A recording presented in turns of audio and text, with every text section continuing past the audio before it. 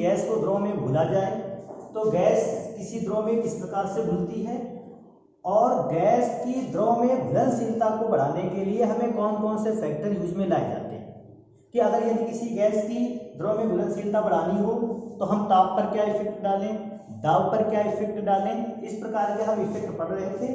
तो हम लोगों ने ताप का इफेक्ट को कल पढ़ लिया था। आज आता है कि किसी गैस की द्रव में घुलनशीलता को प्रभावित करने के लिए दाब क्या प्रभाव डाल सकता है। दाब के प्रभाव में गैस ज्यादा घुलती है या दाब के प्रभाव में गैस द्रव में कम घुलती है। तो मैं इस बात को एक चित्र की सहायता से समझता हूं। आज दाब के इफेक्ट को हमें पढ़ना है। अगर मैं दाब के प्रभाव को देखता हूं, दाब का प्रभाव, तो मुझे सबसे पहले ये जान लेना चाहिए कि किसी गैस को द्रव में किस प्रकार से घोला जाता है। किसी गैस को द्रव में घोलने का प्रोसेस लगभग कल हम लोगों ने पढ़ लिया था, लेकिन मैं आज एक बार और रिपीट कर देता हूं कि अगर आपके पास कोई पात्र है और उस पात्र में आपने कुछ मात्रा में विलायक को ले रखा है। मैंने विलायक इसलिए कहा कि जरूरी नहीं है कि इस जगह पर आप जल हमेशा लें, हो सकता है इस जगह पर विलायक के स्थान पर अल्कोहल ले सकते हैं, ईथर ले सकते हैं, क्लोरोफॉर्म को भी लिया जा सकता है। तो मैंने एक विलायक पदार्थ को इसके अंदर भर रखा है। अब मुझे किसी गैसीय पदार्थ को या किसी गैस को इस विलायक पदार्थ में घोलना है। तो अगर मैं किसी गैसीय पदार्थ को विलायक पदार्थ में घोलने की बात करूंगा तो मैं देखूंगा कि सबसे पहले गैस के पार्टिकल द्रव की सतह के ऊपर आते हैं। जितनी देर गैसीय पार्टिकल द्रव की सतह के ऊपर रहते हैं, हम इस बात को मानते हैं कि गैस का कोई भी पार्टिकल उस विलायक में या उस द्रव पदार्थ में घुला नहीं है। लेकिन जैसे जैसे गैसेस के छोटे छोटे पार्टिकल द्रव के अंदर आना स्टार्ट कर देते हैं, द्रव की सतह को पार करते हुए अंदर आने लगते हैं छोटे छोटे पार्टिकल, हम इस बात को मान लेते हैं कि अब गैसीय पदार्थ धीरे धीरे विलायक पदार्थ या उस द्रव पदार्थ में घुलने लगा है।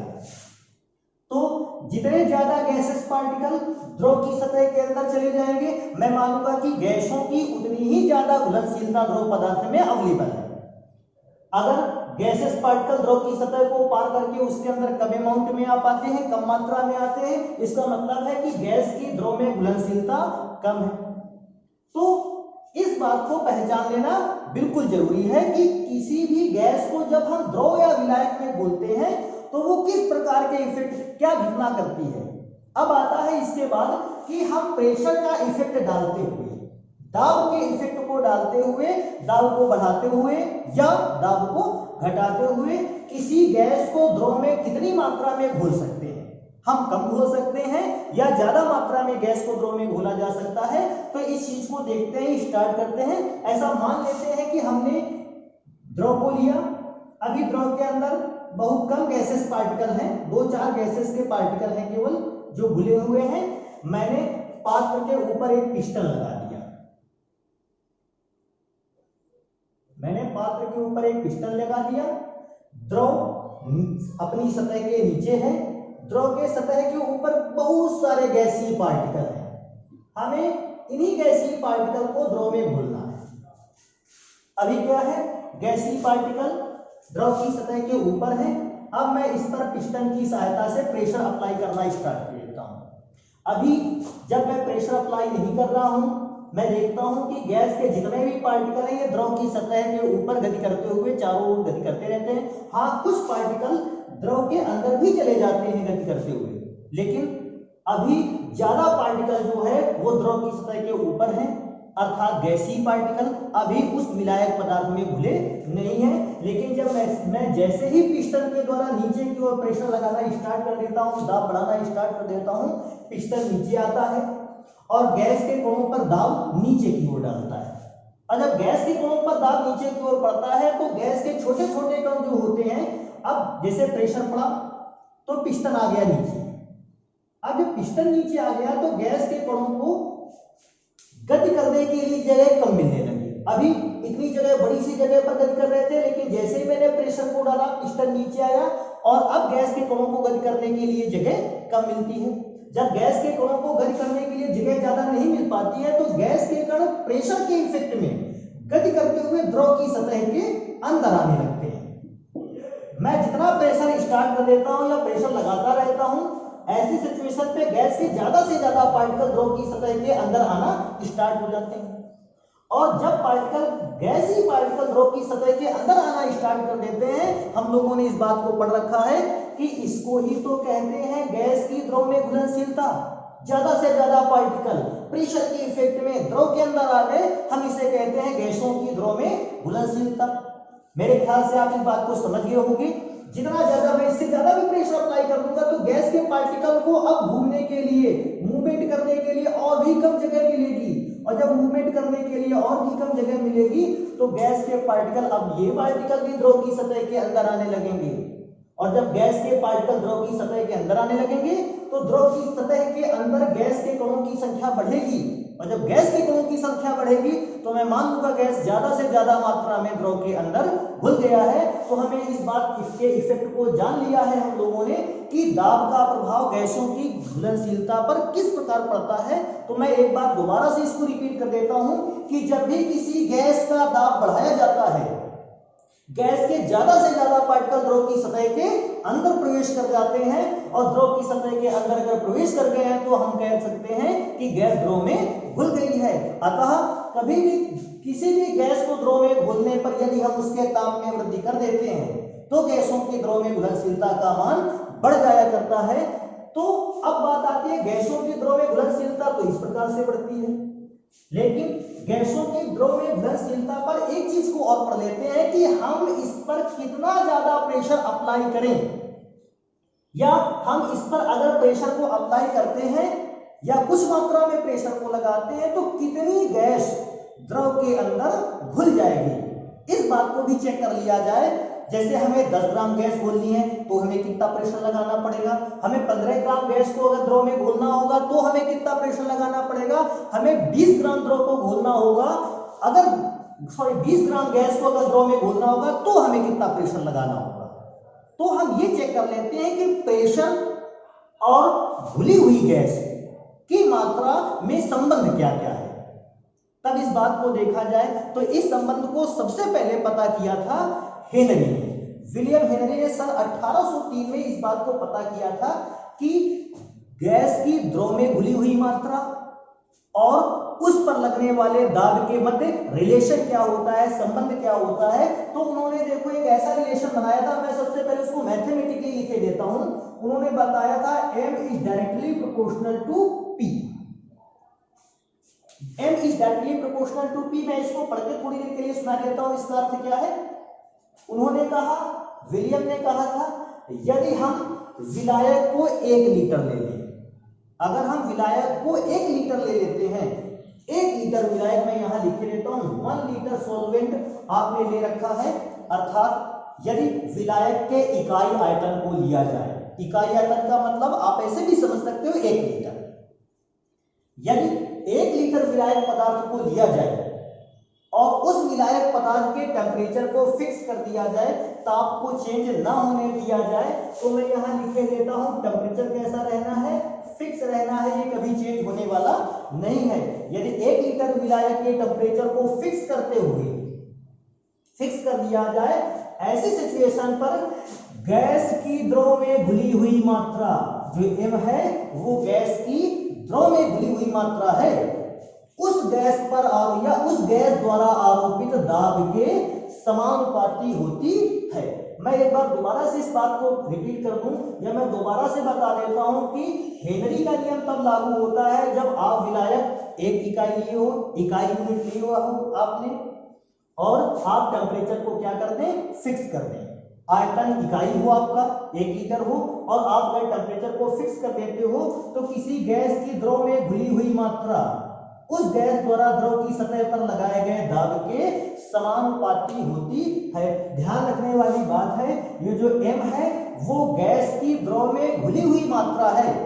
जैसे मैं इसको ऐसे भी समझ सकता हूं, एक एग्जांपल पर, अगर मैंने 1 लीटर विलायक लिया है और मैंने 50 ग्राम गैस को इसकी सतह के, विलायक की सतह के ऊपर रखा है और प्रेशर लगाने पर मैंने सबसे पहले कितने ग्राम रखा, गैस 50 ग्राम, लेकिन जब मैंने प्रेशर लगाया तो 20 ग्राम गैस द्रव की सतह के अंदर आ गई, अर्थात 20 ग्राम गैस द्रव में घुल गई। लेकिन अभी भी 30 ग्राम गैस ऐसी है, 30 ग्राम 30 ग्राम गैस ऐसी है जो द्रव पर घुली नहीं है, तो पूछेगा इनमें से m क्या है, वो 50 ग्राम जितनी गैस ली गई है, m क्या है वो 30 ग्राम जो अभी भी गैस द्रव में नहीं घुली है, या m वो अमाउंट है जो द्रव में घुल गई है। तो इसका अर्थ है m इस 20 ग्राम को रिप्रेजेंट करता है, क्योंकि 20 ग्राम गैस ही ऐसी है जो द्रव के अंदर घुल चुकी है।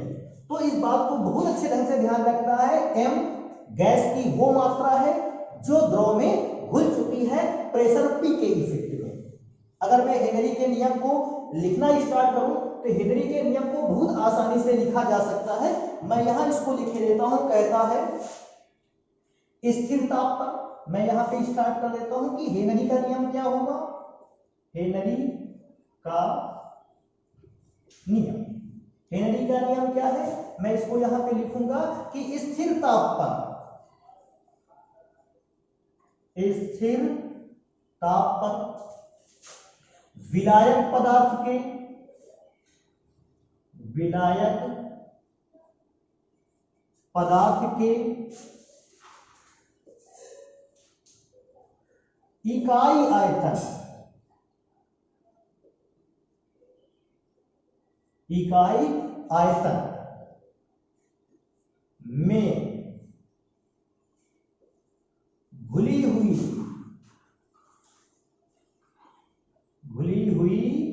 गैस की मात्रा, घुली हुई गैस की मात्रा, और मैंने गैस की मात्रा को मान रखा है स्मॉल m। ये गैस की वो मात्रा है जो द्रव में घुल चुकी है। गैस की मात्रा m उस गैस द्वारा,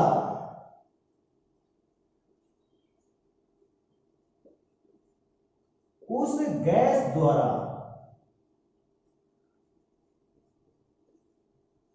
द्रव की सतह पर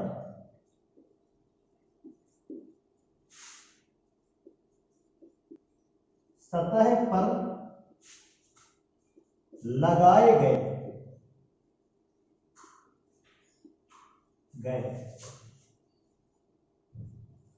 दाब, दाब को मैंने कैसे लिखा है, P के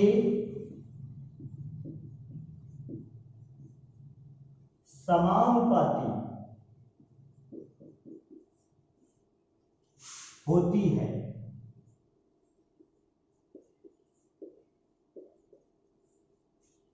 तो इसको ऐसे ही पढ़ सकते हैं कि स्थिर ताप पर विलायक पदार्थ के इकाई आयतन में घुली हुई गैस की मात्रा m उस गैस के द्वारा द्रव की सतह पर लगाए गए दाब के समानुपाती होती है। अर्थात गैस जितना ज्यादा प्रेशर लगाती रहेगी द्रव की सतह पर, गैस की ज्यादा से ज्यादा अमाउंट जल पर घुल जाएगी या उस दिए गए विलायक पर घुल जाएगी। तो ये हेनरी का नियम था जो किसी गैस को द्रव में घुलते समय दाब के इफेक्ट को बताता है। लेकिन अगर ये तो अभी अगर मैं देखता हूं तो ये केवल विलेय पदार्थ अर्थात गैस पदार्थ की अमाउंट को रिप्रेजेंट करता है। m जो है वो गैस पदार्थ की घुली हुई मात्रा है। हम इसमें से विलायक की मात्रा को जान नहीं पाते हैं अगर मैं m की बात करूं। इसलिए साइंटिस्ट ने एक और नियम बताया, ये तो द्रव्यमान पर आधारित नियम हो गया। वैज्ञानिकों ने एक और नियम बताया, क्योंकि अगर हम किसी विलयन को तैयार करते हैं, चाहे वो गैस को द्रव में घोलकर तैयार किया गया हो, एक इंपॉर्टेंट आर्टिकल होता है, पूरी जानकारी हमें मिलती है सांद्रता से। ये तो केवल विलेय पदार्थ की अमाउंट को डिस्क्राइब करता है, हमें बताता है, लेकिन जो विलयन के लिए पूरी घटना का विवरण दे सकता है वो पद है सांद्रता। अगर हमें सांद्रता पता है तो केवल हमें विलेय पदार्थ की ही मात्रा नहीं, हमें उसमें से उपस्थित विलायक पदार्थ की भी मात्रा का ज्ञान हो जाता है और विलयन की टोटल मात्रा का भी ज्ञान हो जाता है। इसलिए जरूरी ये रहा कि अगर द्रव्यमान के हिसाब से हमें पूछ लेता है और केवल गैस के लिए हमें गणना बतानी है तो हम m प्रोपोर्शनल टू p का फॉर्मूला अप्लाई करेंगे। लेकिन अगर मुझे सांद्रता के लिए या मुझे विलेय की भी मात्रा चाहिए कि कितनी गैस घुली, हमें विलायक की भी मात्रा चाहिए कि हमने विलायक कितनी मात्रा में लिया था, हमें इस बात का भी नॉलेज चाहिए कि हमने विलयन टोटल कितना बनाकर तैयार किया था, तो हमें सांद्रता के टर्म का यूज करना होगा। और सांद्रता के टर्म का यूज करने के लिए अब फॉर्मूला थोड़ा सा चेंज है, तो आप इसको नोट कर लेंगे, मैं इसको मिटा देता हूं। तो अब बात आ जाती है आगे की हेनरी का नियम। गैस की मात्रा ग्राम में होने पर तो इस प्रकार से इफेक्टेड हो जाती है, लेकिन अगर हमें विलायक और विलयन की भी मात्रा का ज्ञान करना हो हेनरी के नियम में, तो हम पदार्थ के द्रव्यमान को नहीं ले सकते हैं। अब हमें एक और नए टर्म्स को लेना होगा जिसका नाम है पदार्थ की सांद्रता, और सांद्रताओं में भी हम मोल प्रभाज को लेने वाले हैं। सांद्रता में मोल प्रभाज को आप अच्छी तरीके से जानते होंगे कि मोल प्रभाज क्या होता है।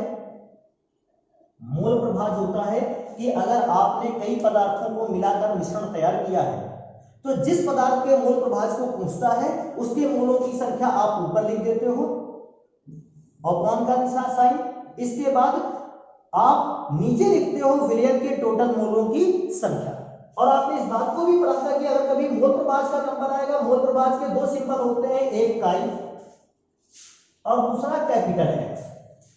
तो जब हम लोगों ने मोल प्रभाज को पढ़ा था कैपिटल एक्स से लिख लिया था, अब क्योंकि तब हमने कैपिटल एक्स से लिखा था, अब हम मोल प्रभाज जहां जहां आता जाएगा हम उसको कैपिटल एक्स से ही लिखते रहेंगे।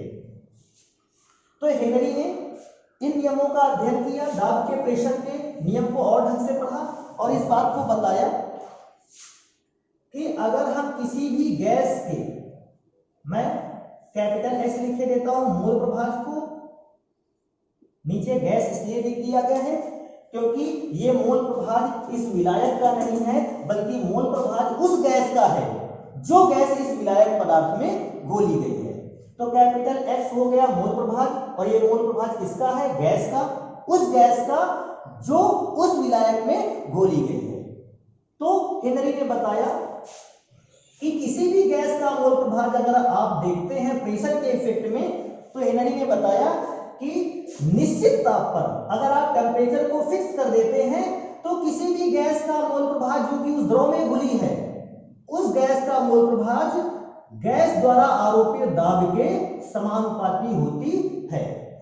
मैं इस बात को देखता हूं तो मुझे ज्यादातर सिमिलैरिटी मिलती है पिछले नियम से, क्योंकि पिछले नियम में गैस की मात्रा थी, आज भी गैस की मात्रा है, बशर्ते आज गैस की मात्रा को सांद्रता के टर्म में लिया गया है और सांद्रता के टर्म में हमने गैस के मोल प्रभाज को लिया गया है। तो उन्होंने बताया, मैं इस बात को दोबारा से रिपीट कर देता हूं कि हेनरी के नियम के अनुसार किसी गैस की को अगर हम द्रव में घोलते हैं तो किसी गैस को द्रव में घोलने पर गैस का जो मोल प्रभाज होता है या घुली हुई गैस का जो मोल प्रभाज होता है वो विलयन पर या उस विलायक की सतह पर आरोपित दाब के समानुपाती होता है। इसका मतलब है कि जैसे जैसे आप प्रेशर को इंक्रीज करते जाओगे, दाब को बढ़ाते जाओगे, गैस की द्रव में घुली हुई मात्रा का मोल प्रभाज बढ़ेगा।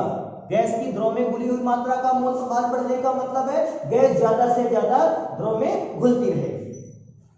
तो सेम अमाउंट को रिप्रेजेंट करता है लगभग जैसा हमने पिछला नियम पढ़ा था। मैं इसको एक बार पढ़ देता हूं, आप इसको नोट कर लेंगे कैसे कि निश्चित ताप पर किसी गैस की द्रव में घुली हुई मात्रा का मोल प्रभाज, निश्चित ताप पर किसी गैस की द्रव में घुली हुई मात्रा का मोल प्रभाज उस गैस द्वारा द्रव की सतह पर लगाए गए दाब के समानुपाती होती है। आप जितना ज्यादा प्रेशर अप्लाई करोगे गैस की उतनी ही ज्यादा से ज्यादा मात्रा को आप द्रव में घोल सकते हो। प्रेशर को कम लगाते हुए आप द्रव की कम मात्रा को जल में घोल सकते हो या विलायक में घोल सकते हो। अगर आप प्रेशर ज्यादा लगा देते हो ऐसी सिचुएशन पे गैस की ज्यादा से ज्यादा मात्रा जो है आप उसको द्रव में घोल सकते हैं। अब इस चीज को एक काम और करते हैं, इस चीज को फॉर्मूले के फॉर्म में लिखने की कोशिश करते हैं। तो आप सभी जानते हो कि अगर कभी किसी इक्वेशन को लिखते समय प्रोपोर्शनल का साइन दिया है तो जरूरी है कि उस प्रोपोर्शनल के साइन को हटाते समय हम एक कांस्टेंट को ऐड कर ले। तो मैंने एक कांस्टेंट को ऐड कर लिया है k इंटू टी। अब मुझे ये बताना पड़ेगा कि प्रेशर तो ठीक है, मैं जानता हूं, मोल प्रभाज भी सही है, ये गैस की द्रव में घुली हुई मात्रा का मोल प्रभाज है, प्रेशर द्रव की सतह पर लगने वाला प्रेशर है। अब मैं k को अगर डिफाइन करता हूं तो मैं बता देता हूं यहां पर जहां k एक समानुपाती स्थिरांक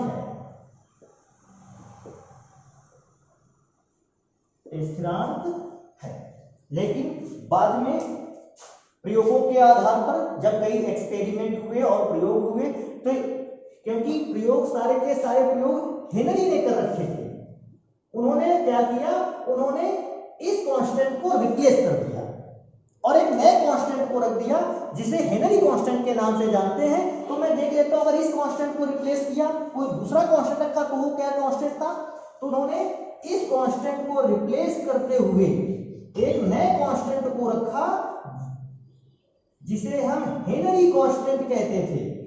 अब हेनरी कांस्टेंट इस कांस्टेंट से कैसे रिलेटेड था, व्युत्क्रमानुपाती, कि जब ये कांस्टेंट नॉर्मल कांस्टेंट की वैल्यू बढ़ेगी, हेनरी कांस्टेंट की वैल्यू घट जाएगी, लेकिन जब हेनरी कांस्टेंट की वैल्यू बढ़ना स्टार्ट करेगी तो नॉर्मल कांस्टेंट की वैल्यू घटनी स्टार्ट हो जाएगी। अगर मैं के की जगह पर हेनरी कांस्टेंट को रख के देखता हूं तो मेरा जो इक्वेशन है वो कुछ इस प्रकार से होने वाला है, गैस का मोल प्रभाग इज इक्वल टू के की जगह पर मैं रखने वाला हूं 1/kh, जहां kh हेनरी नियतांक के नाम से जाना जाता है, और मैं आगे लिखे देता हूं प्रेशर। अब इस बात को थोड़ा सा हल करें, kh यहां डिवाइड पे है, इधर आएगा मल्टीप्लाई पे हो जाएगा, और एक फॉर्मूला जनरेट करेगा P is equal to kh into x gas, x gas की दाब बराबर हेनरी नियतांक और गैस का मोल प्रभाज का गुणनफल बनाया गया है। तो इस प्रकार से हेनरी के नियम को हम समझ सकते हैं कि आप अभी भी इससे जान सकते हो कि गैस की जितनी ज्यादा अमाउंट आप जल में घोलोगे वो डिपेंड करेगी प्रेशर पर। आप प्रेशर बढ़ाइए, गैस की ज्यादा से ज्यादा मात्रा द्रव में घुलेगी।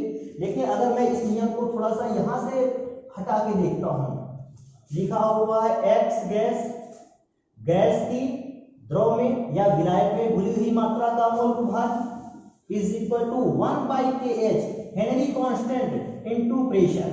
अगर मैं इस जगह पर देखता हूं तो एक चीज और बन के आती है अलग से, कि हेनरी जो नियतांक है वो हर एक प्रकार के द्रव के लिए या गैसेस के लिए अलग अलग होता है। यह डिपेंड करता है जिस द्रव पर आप घोल रहे हो और जो गैस घोल रहे हो। अगर हेनरी के नियतांक का मान किसी गैस के लिए ज्यादा है, किसी गैस के लिए हेनरी कांस्टेंट ज्यादा है, तो फिर उस गैस की द्रव में घुलनशीलता पर क्या इफेक्ट पड़ने वाला है। तो मैं देखता हूं, क्योंकि हेनरी कांस्टेंट अपोजिट डायरेक्शन पर, वो भी नीचे की ओर है, इसलिए मैं समझता हूं कि अगर आप हेनरी कांस्टेंट की वैल्यू किसी गैस के लिए ज्यादा पाते हैं तो उस गैस की द्रव में घुलनशीलता कम होगी, या अगर किसी गैस के लिए हेनरी कांस्टेंट का मान कम है, मिनिमम है, तो उस गैस की द्रव में घुलनशीलता की वैल्यू ज्यादा है। क्योंकि ये मोल प्रभाज अगर एक प्रकार से देखा जाए तो गैस की द्रव में घुली हुई मात्रा को ही रिप्रेजेंट करता है। इसलिए आप इस बात को हमेशा ध्यान रखेंगे कि अगर किसी गैस के लिए हेनरी कांस्टेंट की वैल्यू, हेनरी नियतांक की वैल्यू कम आती है, तो फिर वह गैस प्रेशर के इफेक्ट में हेनरी कांस्टेंट की वैल्यू कम आती है, गैस की द्रव में घुलनशीलता ज्यादा होगी। अगर हेनरी कांस्टेंट की वैल्यू ज्यादा आ जाती है तो इसका मतलब फिर गैस की द्रव में घुलनशीलता कम रहेगी। अब आप इस आर्टिकल को नोट कर लीजिए, हम इसको हटा देते हैं।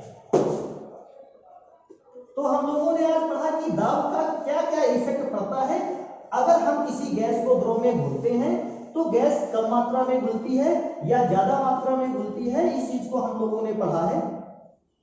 अब आ जाता है कि हेनरी का नियम बन तो गया, लेकिन हेनरी का नियम लागू कहां कहां होता है, हेनरी के नियम के एप्लीकेशंस क्या है। आखिर हम इसको अगर दैनिक जीवन में लाकर देखते हैं तो हम दैनिक जीवन में इसके क्या इफेक्ट पाते हैं हेनरी के नियम के। तो मैं हेनरी के नियम पर आधारित 2-3 आपको नियम भी बता देता हूं, घटनाएं भी बता देता हूं कि हेनरी के नियम पर आधारित घटनाएं क्या क्या है। अगर हेनरी के नियम पर आधारित पहली घटना को मैं पहले रूल लिख लेता हूं, chi gas is equal to 1/kh into P। अगर मैं पहले देखता हूं तो इस बात को भी हम देखते हैं कि अगर प्रेशर कम है तो गैस की द्रव में घुली मात्रा कम होने वाली है, क्योंकि पहाड़ी क्षेत्रों में अगर मैं देखता हूं ऊंचाई पर लोग रहते हैं और वहां पर वायुमंडलीय दाब कम रहता है। अगर मैं देखता हूं पहाड़ी क्षेत्रों पर जाता हूं तो मैं देखता हूं वहां पर वायुमंडलीय प्रेशर कम रहता है, और क्योंकि प्रेशर कम रहता है मनुष्य के रक्त में घुली हुई ऑक्सीजन गैस की मात्रा भी कम हो जाती है। प्रेशर कम, घुली हुई गैस की मात्रा कम, इसलिए प्रेशर कम हो जाने के क्षेत्रों पर, क्योंकि वायुमंडलीय दाब कम है, प्रेशर कम है, इसलिए मनुष्य के शरीर में घुली हुई रक्त में गैस की मात्रा, ऑक्सीजन गैस की मात्रा भी कम हो जाती है। ऐसी सिचुएशन पर उनके सोचने और समझने की क्षमता अपने यहाँ से थोड़ी सी कम होती है, क्योंकि मनुष्य को सोचने के लिए, अपनी बुद्धि के विस्तार के लिए ऑक्सीजन गैस का होना काफी आवश्यक है। यह ऐसी गैस है जो मनुष्य की क्षमता, सोचने की क्षमता को, बुद्धि क्षमता को बढ़ा देती है। पर्वतीय क्षेत्रों में या पहाड़ी क्षेत्रों में इस बात को चेक करता हूं, क्योंकि प्रेशर वहां कम है वायुमंडल का, इसलिए वहां पर मनुष्य के रक्त में घुली हुई गैस की मात्रा कम हो जाती है। क्योंकि गैस की मात्रा कम होती है, वो ऐसा भी कह सकते हैं किसी भी घटना को हम लोगों से स्लो सोच पाते हैं, हम तेजी से उस घटना को समझ पाते हैं और वो थोड़ा सा धीमे इस घटना को समझ सकते हैं। तो हेनरी के नियम पर बेस्ड पहली घटना अगर यह है कि पर्वतीय क्षेत्रों पर रहने वाले लोगों की सोचने की जो क्षमता होती है वो उतनी ज्यादा स्पष्ट नहीं होती जितनी मैदानी क्षेत्रों में रहने वाले लोगों की होती है। क्यों? वहां का वायुमंडलीय प्रेशर कैसा है? कम है। अब मैं अगर इसके ऊपर आधारित दूसरा एप्लीकेशन चेक करता हूं, तो दूसरा एप्लीकेशन लगभग सबके जीवन में देखा होगा, सोडा वाटर आता है, कोल्ड ड्रिंक आती है। सोडा वाटर हो या कोल्ड ड्रिंक हो, दोनों का सेम मेथड है, एक ही चीज लगभग, कुछ फ्लेवर ऐड कर दिए एक्स्ट्रा, कोल्ड ड्रिंक बन गई, सोडा वाटर नहीं तो उसको सोडा वाटर कहते हैं, कहने लगे। तो मैंने क्या कर रखा था, सोडा वाटर या कोल्ड ड्रिंक में मैं गैस को द्रव में क्या कर लेता हूं, घोल लेता हूं। आपने गैस को द्रव में घुली हुई मात्रा को देखा होगा कोल्ड ड्रिंक के अंदर। जब भी आप कोल्ड ड्रिंक के अंदर गैस की द्रव में घुली हुई मात्रा का अध्ययन करते हैं, आप इस बात को पाते हैं कि प्लास्टिक की बोतल को भी आप दबा कर देते हैं। आप देखोगे इस चीज को कि वो जल्दी से दबने वाली नहीं है। इसका मतलब अंदर कोल्ड ड्रिंक की बोतल के अंदर जो भी लिक्विड या गैस भरी हुई है उसका प्रेशर बहुत ज्यादा है, क्योंकि जितना ज्यादा प्रेशर अंदर वो कंटेन करेगी, रखेगी, आप उसको दबा कर देखिएगा सतह से, लोहे की बोतल, सॉरी कांच की बोतल को तो आप दबा भी नहीं सकते, तो आप देखिएगा कौन से, जो प्लास्टिक के पैक में आती है, आप प्लास्टिक पैक को आप दबाने की कोशिश करोगे, आप इस बात का अनुभव करोगे बहुत ज्यादा इस समय हार्ड है। इसका मतलब अंदर गैसीय प्रेशर जो है वो बहुत ज्यादा है। और ये गैसीय प्रेशर ज्यादा क्यों रखा गया है? गैसीय प्रेशर या दाब इसलिए ज्यादा रखा गया है ताकि जो कार्बन डाइऑक्साइड गैस उस कोल्ड ड्रिंक के अंदर घुली हुई है, विलायक के अंदर घुली है, उस घुली हुई कार्बन डाइऑक्साइड गैस की भी मात्रा ज्यादा रहे। क्योंकि जितनी ज्यादा कार्बन डाइऑक्साइड गैस की मात्रा द्रव के अंदर घुली रहेगी, कोल्ड ड्रिंक आपको उतनी ही अच्छी लगेगी।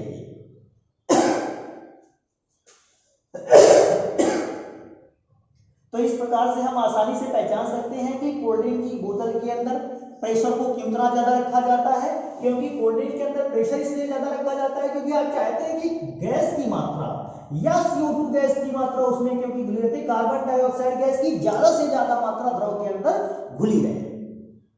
अभी ये सेकेंड आर्टिकल हो गया। अगर मैं इसी पर बेस्ड तीसरा नियम देखता हूं या तीसरी घटना को चेक करते हैं अगर हम, तो तीसरी घटना एक और इंपॉर्टेंट घटना में से एक है कि आप सभी इस बात को जानते हो कि गोताखोर को जानते होंगे।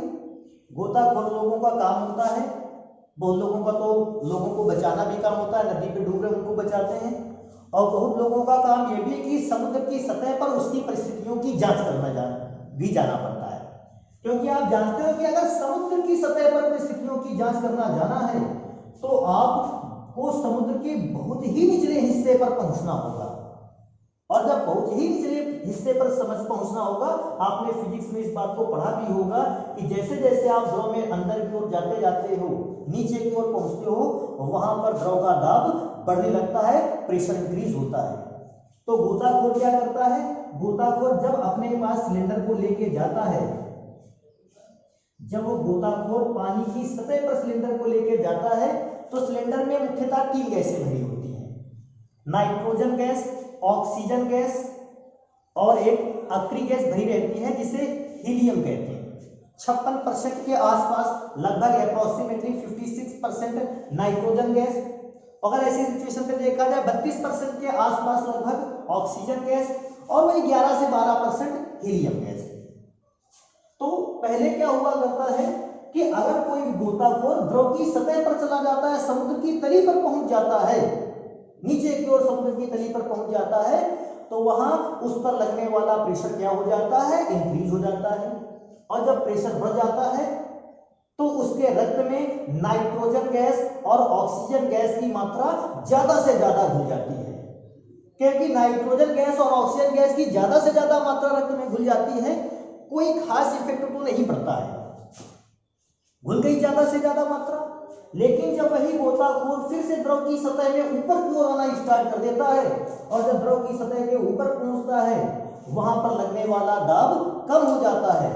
और जब प्रेशर कम होता है तो जो गैस रक्त में या मनुष्य की नसों पर घुली थी, रक्त का फ्लो नर्वस सिस्टम पे होता है, और जो गैस मनुष्य की नसों पर घुली हुई थी अब वो रक्त से कैसी आने लगी है, बाहर।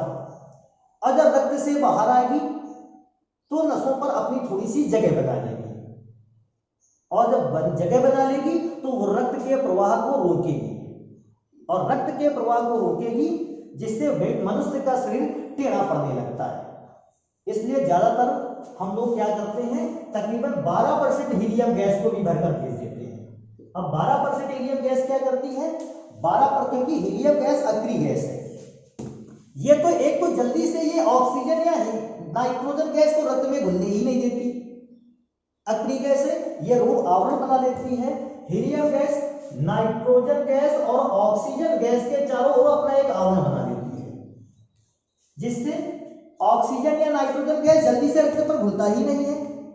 अगर बाय चांस थोड़ी अमाउंट में रक्त में घुल भी गया तो वो इतना इफेक्ट नहीं डाल पाता है कि मनुष्य का शरीर टेढ़ा पड़ जाए या गोताखोरों के लिए कोई प्रॉब्लम हो। तो ये इसके आधार पर देखा जाए तो तीसरी घटना है जो हेनरी के नियम पर अप्लाई होती है कि समुद्र की निचली सतह पर प्रेशर ज्यादा होने की वजह से रक्त में घुली हुई गैसों की मात्रा बढ़ती है, लेकिन जैसे ही गोताखोर समुद्र की सतह पर ऊपर की ओर आते हैं, प्रेशर की कमी की वजह से गैस की घुली हुई मात्रा जो अभी तक रक्त में घुली भी थी वो गैस रक्त से कहाँ गई है, बाहर।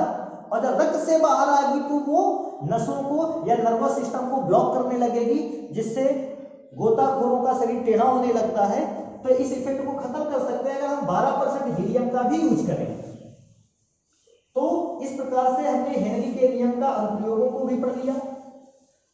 अब अगर इसके आगे मैं बात करता हूं तो मैं इस बात को और चेक कर लेता हूं कि हेनरी का नियम किस प्रकार के सॉल्यूशंस के लिए या कैसी प्रकार की गैसों के लिए, कैसी प्रकार के विलायकों के लिए लागू होता है और किस प्रकार के विलायकों के लिए लागू नहीं होता है। अर्थात हमें अब पढ़ना है कि हेनरी के नियम की सीमाएं क्या है।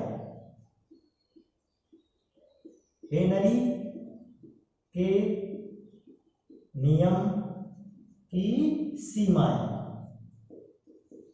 हेनरी का नियम कैसे कैसे विलयन या कैसे कैसे सॉल्यूशंस के लिए लागू होता है और किस प्रकार के सॉल्यूशंस के लिए हेनरी का नियम लागू हो नहीं पाता है। मैं ऐसी सिचुएशन पे देखता हूं तो सबसे पहला फैक्टर अगर मैं देखता हूं कि हेनरी का नियम कब लागू होता है या कब लागू नहीं होता है, तो पहली चीज ध्यान रखने वाली बात है, जो गैसें विलायक के संपर्क में आकर शीघ्रता से घुल जाती हैं या जिन गैसों की विलायक के प्रति घुलनशीलता अधिक होती है, ऐसी गैसों पर हेनरी के इफेक्ट को हम समझ नहीं पाते हैं या हेनरी का नियम लागू नहीं होता है। तो मैं इसको सबसे पहले नंबर पे लिख देता हूं कि हेनरी का नियम लागू कब नहीं होता।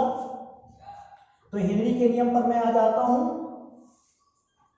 यदि गैस विलायक में अत्यंत घुलनशील है, अत्यंत घुलनशील है, घुलनशील है। अगर कोई भी गैस विलायक में बहुत ज्यादा घुलती है, बहुत ज्यादा घुलनशील है, ऐसी सिचुएशन पे आप हेनरी का रूल अप्लाई नहीं कर सकते हो। उसका भी रीजन है, अगर गैस विलायक में ज्यादा घुलती है तो आप ये भी बात सोचिए, जैसे अमोनिया गैस है, अमोनिया गैस जल में बहुत ज्यादा घुलती है, शायद अंदाजा नहीं होगा लेकिन 1300 लीटर अमोनिया गैस को अगर मेरे पास 1300 लीटर अमोनिया गैस है, हम अगर उसको चाहें 1 लीटर जल में आसानी से घोल सकते हैं। मतलब 1300 लीटर अमोनिया गैस को 1 लीटर जल में घोला जा सकता है, आसानी से घोला जा सकता है। तो अमोनिया गैस की जल में घुलनशीलता इतनी ज्यादा है कि जैसे ही आप अमोनिया गैस को जल में डालोगे तुरंत घुल जाएगी, प्रेशर का इफेक्ट लगाना ही नहीं पड़ेगा आपको। प्रेशर का इफेक्ट तब लागू होता है जब अमोनिया गैस जल में कम घुलती, तो हम प्रेशर के इफेक्ट को लगाते और तब प्रेशर के इफेक्ट को लगाते हुए अमोनिया गैस की घुली हुई मात्रा को घटा या बढ़ा सकते थे। लेकिन जब मैं समझ रहा हूं कि बिना प्रेशर, एक्स्ट्रा प्रेशर लगाए, बाहर से बिना प्रेशर लगाए अमोनिया गैस पूरी पूरी घुल गई, तो उसमें प्रेशर की कोई आवश्यकता ही नहीं बची। इसलिए आप इस बात को ध्यान रखोगे कि हेनरी के नियम अत्यंत घुलनशील गैसों पर लागू होने वाला नहीं है। जो गैसें ज्यादा से ज्यादा घुल जाती है उन गैसों पर हेनरी का नियम लागू नहीं होता। अगर सेकेंड नंबर पर चेक करता हूं कि हेनरी के नियम और कौन से ऐसे स्थान है जहां पर हेनरी के नियम को लागू नहीं किया जा सकता है, तो मैं आता हूं तो हेनरी का नियम उन स्थानों पर भी नहीं लगता है जहां पर ताप बहुत कम मात्रा में होता है। अगर आप किसी गैस को द्रव में घोलते हैं और आप टेम्परेचर को बहुत कम कर देते हैं, और जब टेम्परेचर को आप बहुत कम कर देते हैं, ऐसी सिचुएशन पर आपने पढ़ा भी था कि ताप के इफेक्ट में आप टेम्परेचर को बहुत कम कर देंगे तो गैस की द्रव में घुली हुई मात्रा भी बहुत ज्यादा हो जाएगी, ज्यादा से ज्यादा गैस में द्रव में घुल जाएगी। इसका मतलब है अगर आप टेम्परेचर को कम बहुत कर देते हो, गैस की मात्रा बिना प्रेशर के इफेक्ट के ही घुलने लगेगी, क्योंकि टेम्परेचर करने पर बिना प्रेशर के इफेक्ट के घुल जाएगी। हमें प्रेशर अप्लाई करने का मौका नहीं मिलेगा, या हम उस पर प्रेशर अप्लाई करने से पहले ही क्योंकि घुल गई तो प्रेशर का कोई अर्थ नहीं रह गया इसी सिचुएशन पर। तो हम हेनरी का नियम कम ताप पर भी अप्लाई नहीं कर पाते हैं, तो एक जगह और हेनरी का नियम नहीं लगता है, कम ताप पर। अभी मैं आ जाता हूं थर्ड नंबर पे कि और हेनरी के नियम की सीमाएं क्या हो सकती है। तो हेनरी के नियम की सीमा में मैं इस बात को भी देखता हूं कि अगर आपने प्रेशर बहुत ज्यादा कर रखा है, एक हाई प्रेशर को अप्लाई कर रखा है, और हाई प्रेशर को अप्लाई करने के बाद आप दाब में छोटा परिवर्तन करते हैं, आपने पहले से ही बहुत हाई प्रेशर अप्लाई कर रखा है और हाई प्रेशर अप्लाई करने की वजह से गैस ज्यादा से ज्यादा घुल चुकी है द्रव में। अब मैं क्या सोचता हूं, अगर हाई प्रेशर में आप द्रव में दाब में थोड़ा बहुत चेंज करते हैं, बहुत अल्प चेंजमेंट लाते हैं, छोटा चेंज लाते हैं, तो ऐसी सिचुएशन पे भी हेनरी का नियम लागू नहीं होता है, क्योंकि जब हाई प्रेशर है, गैस ज्यादा से ज्यादा मात्रा में खुली है, अगर आप प्रेशर को थोड़ा बहुत कम भी ज्यादा वहां कर देते हैं तो गैस की घुली हुई मात्रा पर कोई इफेक्ट पड़ता नहीं है। क्यों? क्योंकि गैस तो ज्यादा से ज्यादा पहले से ही घुल चुकी है। तो एक हाई प्रेशर पर, उच्च दाब पर भी हेनरी के नियम का पालन पूर्ण रूप से गैसें नहीं करती हैं। तो ये हो गया हमारे लिए हेनरी का नियम।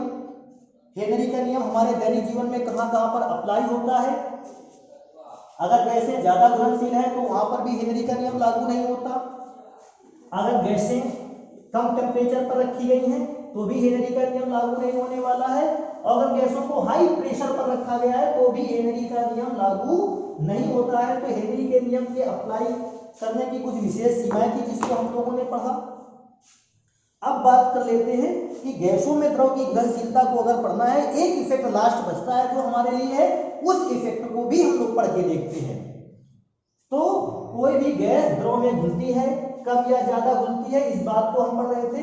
तो मेरे लिए एक और फैक्टर आ जाता है कि इस फैक्टर के लग जाने पर गैस कम मात्रा में घुलती है या गैस ज्यादा मात्रा में घुल जाती है दिए गए द्रव पर। तो एक उसके बाद का फैक्टर है अशुद्धियों की उपस्थिति। अशुद्धियों की उपस्थिति। अशुद्धियों की उपस्थिति का मतलब क्या है कि अगर हमने किसी पात्र में विलायक पदार्थ को ले रखा है,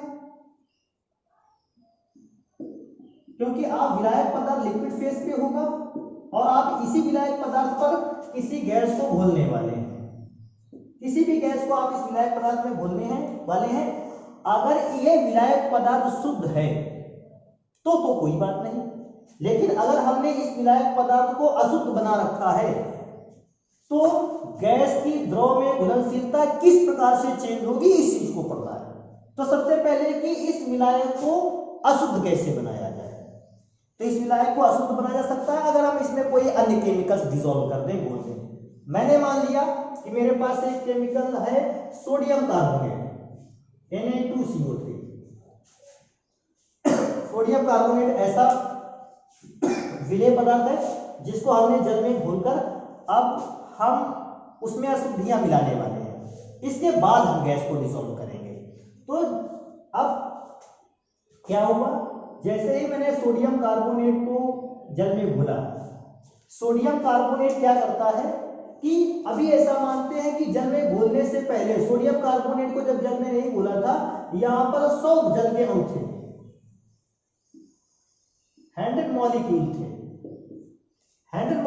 थे वाटर के। लेकिन जैसे ही मैंने किसी पदार्थ को अशुद्धि के रूप में जल में घोल दिया तो ये 100 मॉलिक्यूल जो मैंने अशुद्धि के रूप में घोला है, ये जल के कुछ अणुओं को तो अवशोषित कर लेगा। जल के कुछ अणु तो केवल इसको चाहिए घुलने के लिए। तो मैंने माना कि 20 मॉलिक्यूल ले गया सोडियम कार्बोनेट जल के अणुओं को, तो अब जल के अणुओं की संख्या कितनी बची, 80 बची। इसका मतलब अगर शुद्ध जल होता मुझे 100 मॉलिक्यूल मिलते गैस को घोलने के लिए, लेकिन जैसे मैंने अशुद्धि को घोल दिया, अब 20 मॉलिक्यूल तो केवल इस अशुद्धि को घोलने में चले गए, मेरे पास 80 मॉलिक्यूल ऐसे बचे जो अब गैस में, जो गैस को अपने अंदर घोलेंगे। कुल मिलाकर मैं देखता हूं शुद्ध अवस्था में 100 मॉलिक्यूल गैस को घोल रहे थे और अब अशुद्धि की अवस्था में केवल 80 मॉलिक्यूल ऐसे हैं जो गैस को घोल रहे हैं। अब आप इसको आसानी से पहचान सकते हैं, जल के 100 मॉलिक्यूल गैस को ज्यादा घोल सकते हैं अपने अंदर कि जल के 80 मॉलिक्यूल गैस को ज्यादा घोल सकते हैं। तो मेरा जवाब रहेगा जल के 80 मॉलिक्यूल जो है वो गैस को अपने अंदर कम घोलेंगे और जल के 100 मॉलिक्यूल जो हैं वो गैस को अपने अंदर ज्यादा घोलेंगे। तो इस बात को ऐसे भी पहचाना जा सकता है कि जब भी हम किसी द्रव पदार्थ में या विलायक पदार्थ में अशुद्धियों को मिलाना प्रारंभ कर देते हैं, अशुद्धियों को मिलाने की दशा में गैसों की द्रव में घुलनशीलता कम हो जाती है। तो हम लोगों ने अशुद्धियों के इफेक्ट को भी पढ़ लिया। आप इसको लिख भी लें, कुछ इस प्रकार से लिख लें कि जब भी किसी विलायक पदार्थ में अशुद्धियों को मिलाया जाता है, बाहरी अशुद्धियों को मिलाया जाता है, तो जल के जो कुछ अणु होते हैं वो अशुद्धि को घोलने में व्यस्त हो जाते हैं। इसलिए शुद्ध विलायक के अणुओं की संख्या अपेक्षाकृत कम पाई जाती है। अगर शुद्ध विलायक के अणुओं की अपेक्षाकृत कम संख्या होती है तो गैस की द्रव में घुलने की मात्रा भी कम हो जाती है। तो अशुद्धियों की उपस्थिति में गैस की द्रव में घुलनशीलता का मान कम हो जाता है। तो हम लोगों ने हेनरी के नियम और गैस की द्रव में घुलनशीलता पर पड़ने वाले एक और नए प्रभाव, अशुद्धियों की उपस्थिति वाला प्रभाव हम लोगों ने पढ़ लिया है। अब इसके बाद देखा जाए तो इसके बाद आता है आर्टिकल वाष्प दाब, और वाष्प दाब पर आधारित राउट के 2 नियम हैं। तो उन आर्टिकल को ही पढ़ना है, लेकिन आज हम लोग इतना ही रखते हैं। राउट का नियम और वाष्प दाब पर आधारित नियमों को हम लोग नेक्स्ट लेक्चर में पढ़ लेंगे। धन्यवाद।